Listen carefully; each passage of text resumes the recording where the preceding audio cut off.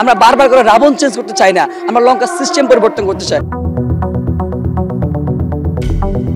জুলাই আন্দোলন চলাকালে লাল ব্যাজ ধারণের পরিকল্পনাটি কার ছিল, এ নিয়ে তুমুল আলোচনার মধ্যেই বিষয়টি খোলাসা করলেন বৈষম্য বিরোধী ছাত্র আন্দোলনের তৎকালীন অন্যতম সমন্বয়ক ও বাংলাদেশ গণতান্ত্রিক ছাত্র সংসদের ঢাকা বিশ্ববিদ্যালয় শাখার আহ্বায়ক আব্দুল কাদের।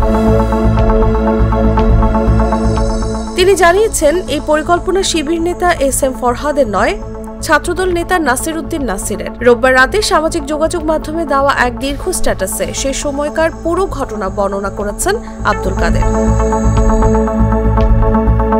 সম্প্রতি ঢাকা বিশ্ববিদ্যালয় শাখা ছাত্র শিবিরের সভাপতি এস.এম. ফরহাদ এ পরিকল্পনা তার বলে দাবি করেন। চোখে মুখে লাল কাপড় বাঁধা এবং প্রোফাইল পিকচার লাল করা কর্মসূচির পেছনের গল্প শিরোনামে দেওয়া স্ট্যাটাসে আব্দুল কাদের লেখেন, 29 জুলাই সরকারের পক্ষ থেকে রাষ্ট্রীয় শোক দিবস পালন এবং কালো ব্যাজ ধারণের ঘোষণা দেওয়ার পর ওই দিন বিকেলে ছাত্রদলের নাসির ভাইয়ের সঙ্গে আমার কথা হয়। তখন নাসির ভাই রাষ্ট্রীয় কালো ব্যাজের বিপরীতে লাল ব্যাজ ধারণের প্রস্তাব দেন।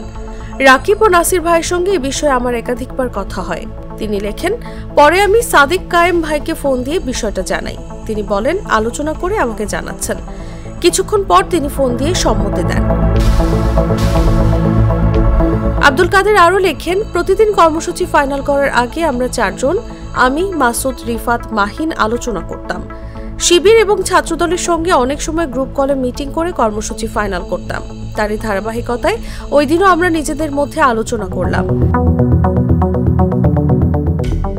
নাসির উদ্দিন নাসিরের সঙ্গে আলোচনা করে কর্মসূচি চূড়ান্ত করা হয়েছিল জানিয়ে আব্দুল কাদের লেখেন, পরবর্তীতে সাদিক ভাই এবং নাসির ভাইয়ের সঙ্গে আলোচনা করে চোখে মুখে লাল কাপড় বাঁধার কর্মসূচি ফাইনাল করা হলো এবং ছবি তুলে প্রোফাইল পিকচার দেওয়ার আহ্বান জানানো হলো।